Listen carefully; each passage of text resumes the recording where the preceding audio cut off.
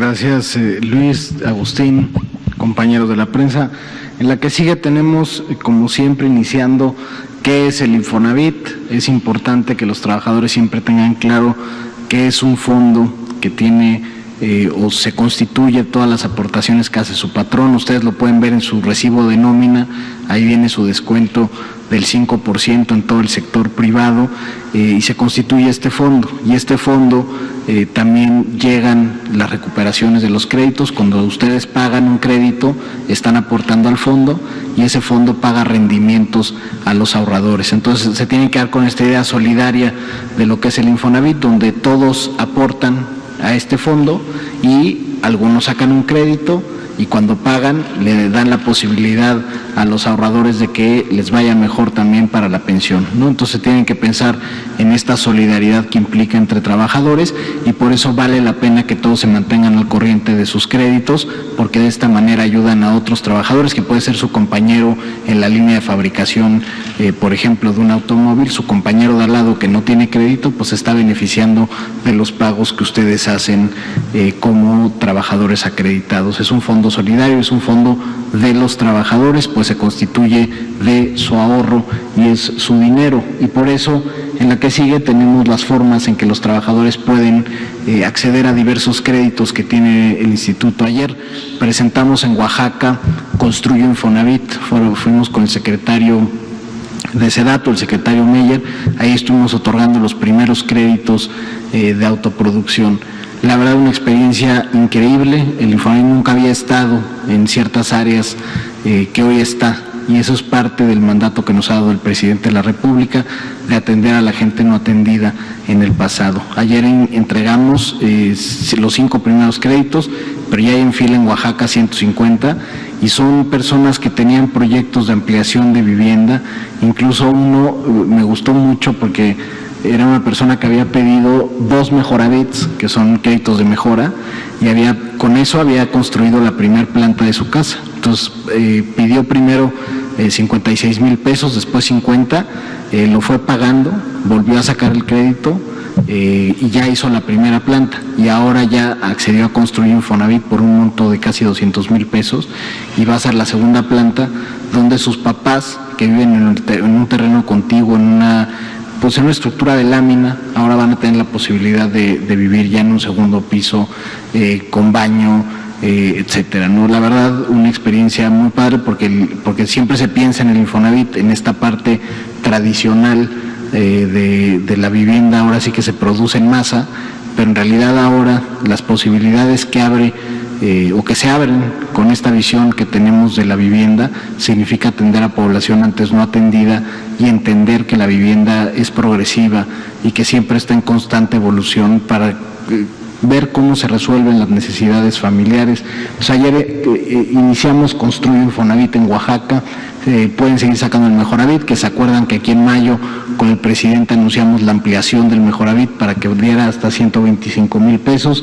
Por supuesto, toda la línea de créditos hipotecarios muy importantes, ya sea cofinanciados con la banca, créditos Infonavit tradicionales, y por supuesto todo eso sirve para dar la devolución de la subcuenta de vivienda. Como les decía, es un fondo que funciona de manera circular. Los que pagan de un lado le dan a los otros trabajadores la posibilidad de tener un ahorro que ahorita va con un rendimiento del 5.35%, que además los créditos todos tienen asociados seguros, seguro de vida, seguro de daños, seguro de calidad, y que además la ventaja de sacar créditos con el Infonavit, contrario a una institución privada, es que la propia ley y las propias normas que se han puesto en la institución permiten una cobranza social, donde hemos puesto como objetivo en esta administración que mientras haya voluntad de pago, nosotros vamos a encontrar una solución para que el trabajador mantenga su casa. Eso es lo que dice la ley, que tenemos que buscar siempre la forma en que el trabajador mantenga su patrimonio. La que sigue, avanzamos con las avances de colocación de crédito. La que sigue, recordaremos cómo va el año: 323,000 créditos, y 145,000 millones de pesos inyectados a la economía. Como vemos, a partir de junio empieza una recuperación recolocación importante de créditos, tanto en número de créditos como en monto de crédito, y la verdad es algo que vamos viendo. En la que sigue vemos cómo se comporta, en la que sigue la parte semanal. Miren, o sea, la semana pasada fueron más de 11,000 créditos que se colocaron y una derrama de 4,340 millones de pesos en una semana. Entonces ya empezamos a alcanzar niveles de productividad muy similares a los de años pasados. Recordarán cuando estuvimos aquí, por ejemplo, en abril, que empezamos las conferencias, pues estaban dando 3,000, 4,000 créditos a la semana, ¿no? Y ahorita ya cuando ves el avance semanal se ve una recuperación importante de colocación de créditos. En lo que va del mes se han dado 17,000 créditos hipotecarios, 9,500 de mejora, 10,981 millones de pesos inyectados a la economía. En lo que va de octubre hasta el 18 de octubre, que es el dato que presentamos ahorita. En la que sigue,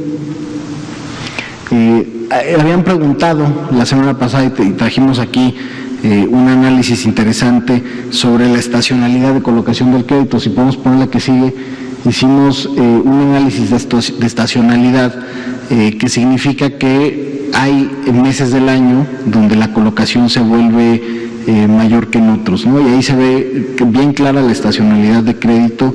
Hicimos un ejercicio con los datos de 2000 a 2019. ¿Y qué significa esa gráfica? Y si se fijan, tiene pues una parte negativa y una parte positiva, y lo que fija la línea son los créditos promedio de toda la serie de tiempo, ¿no? Entonces, ahí pueden ver como todos los eneros, eso es lo que dice la gráfica, que todos los eneros se colocan pocos créditos relativo a la media del año, y todos los diciembres se colocan mucho más créditos relativo a la media de toda la muestra. Entonces, ahí se ve como, pues, yo lo que ya les había dicho, de que en los últimos meses del año la colocación es mucho mayor de la que se coloca en cualquier mes, y en enero es poca. Y abajo hicimos un ejercicio de cómo se ve la colocación 2020 contra la estacionalidad de los 19 años anteriores. Y ahí se ve cómo incluso en la pandemia se ha mantenido la tendencia estacional del crédito, es decir, con menos créditos en enero empiezan a subir hacia marzo, después normalmente bajan en abril. Ahora digamos la disminución fue mayor, pero ya se ve otra vez la recuperación hacia agosto respecto a la estacionalidad de los 19 años anteriores. Entonces es una gráfica interesante porque te habla de cómo se mueve el mercado de crédito, y lo que ya les decía, muchas veces tiene que ver con los ciclos escolares o económicos. La razón por la que sube en junio la colocación tiene que ver precisamente con que acaba el ciclo escolar, y mucha gente ahí es cuando toma la decisión de comprar o mudarse a una casa nueva. También a final de año, que tienen mayor recurso simplemente por aguinaldos, por algún tipo de bono, se animan a comprar las casas, mientras que en enero, pues típicamente es una curva típica del consumo. En enero siempre es un poco más lento por la famosa cuesta de enero, ¿no?, que se llama, y eso se ve reflejado en el mercado hipotecario. Hicimos ejercicio de los últimos 20 años y la verdad es que otra vez se ve como 2020 se viene recuperando de manera muy importante a partir de junio. En la que sigue, también nos habían preguntado cómo se veía la colocación en los estados, y ahí está la parte histórica, ¿no? Ahorita son los 5 millones de créditos activos que tenemos en el Infonavit. Administramos esa cantidad de créditos, y la realidad es que, como les decía, en Nuevo León, por ejemplo, está prácticamente el 10% de todos los 5 millones de créditos que se han dado en los últimos años. Luego Jalisco, Estado de México, Guanajuato, Coahuila, Tamaulipas, Chihuahua, Baja California.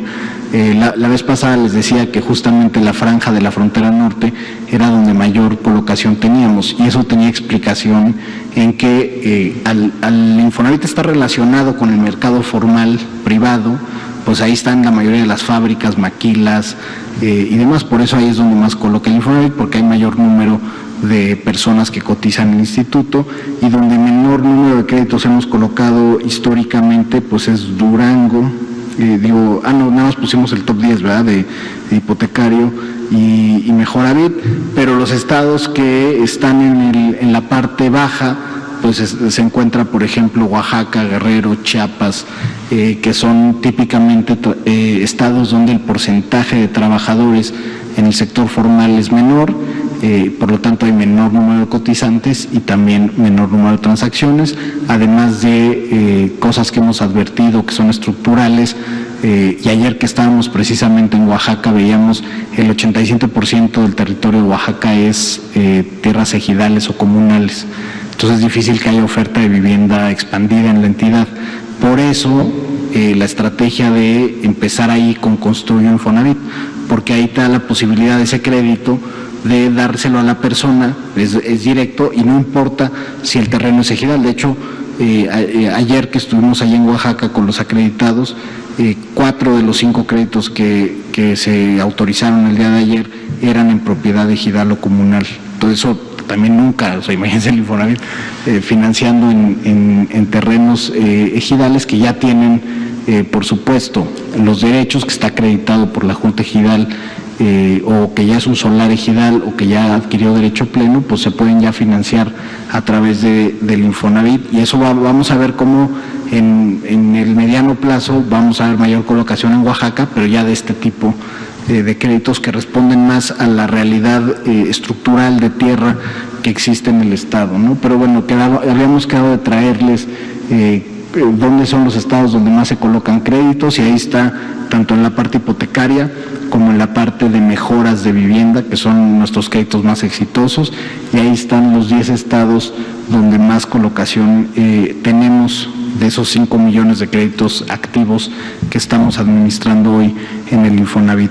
En la que sigue, también habían preguntado esta semana en la conferencia mañanera del presidente, habían preguntado sobre la atención a migrantes. Entonces queremos traer una actualización del programa que anunciamos, que se llama Infonavit Sin Fronteras. Esto es importante porque lo que buscamos, porque es un programa que está en consolidación, así lo llamaría, pero lo que buscamos es que nuestros paisanos allá puedan, ahorita en esta primera etapa, pagar los créditos de sus familiares acá. Entonces, hicimos un acuerdo a finales del año pasado con una red de remesadoras en Estados Unidos. Ahí está Dolex, Mexitransfers e Intercambio Express, y eso nos ayuda a tener presencia en prácticamente todos los estados de la Unión Americana, principalmente donde hay mayores paisanos, y ahí ellos pueden depositar lo que corresponde a la mensualidad de la hipoteca de sus familiares. Entonces imagínense que algún compañero paisano en Nueva York, de Puebla, por ejemplo, pues tiene aquí a su mamá, su prima, su hermana, que tiene una casa en Infonavit y que a lo mejor la hermana pues necesita apoyo, y pues ahí desde Nueva York pueden pagar la hipoteca del Infonavit al familiar aquí en México. Desde 2019 que empezamos con esto, a septiembre de 2020, hemos realizado 65,000 transacciones con las remesadoras en Estados Unidos, corresponden a 6,290 créditos. Nosotros esperamos que haya mayor difusión para que nuestros hermanos migrantes pues también sepan que existe esta posibilidad de pagar hipotecas aquí en México para sus familiares, y la realidad es que es muy sencillo. O sea, van a cualquier centro, Mexitransfer, Intercambio Express, Dolex, que hay en prácticamente todos los estados de la Unión Americana, y simplemente con dar los 10 dígitos del crédito y realizar el depósito correspondiente, ya se hace la transferencia y el Infonavit absorbe las comisiones de recepción del pago. Entonces, la verdad es un programa muy noble que hemos tenido, y aquí agradezco al Instituto de Mexicanos en Exterior, a la Cancillería, que nos ha ayudado a difundir a través de la Red Consular de México, a través de una revista que tienen en la Red Consular, el programa, pero es importante también que ustedes nos ayuden a difundirlo para que pues más hermanos migrantes lo aprovechen. ¿Qué otras cosas estamos haciendo en esto? En la que sigue, hemos colaborado, tuve una reunión Fuerza Migrante es una organización civil que fundamentalmente representa a muchos 2.5 millones de migrantes mexicanos en Estados Unidos. Está en el área de Nueva York, Nueva Jersey, Boston, Connecticut, ahí está Fuerza Migrante. Tiene una red de organizaciones también que difunden información y servicios migratorios y tienen acercamiento con los consulados, y con ellos estamos explorando mecanismos también de colaboración para aquellos migrantes que quieran, por ejemplo, comprar una vivienda en México. Pues se puede hacer a través de los programas de venta de vivienda recuperada que tiene el Infonavit. Estos programas ya los establecimos para la venta individual, para la venta de organizaciones, y creemos que con una buena cooperación con Fuerza Migrante pues podríamos también ver la posibilidad de que migrantes puedan adquirir propiedades aquí en México.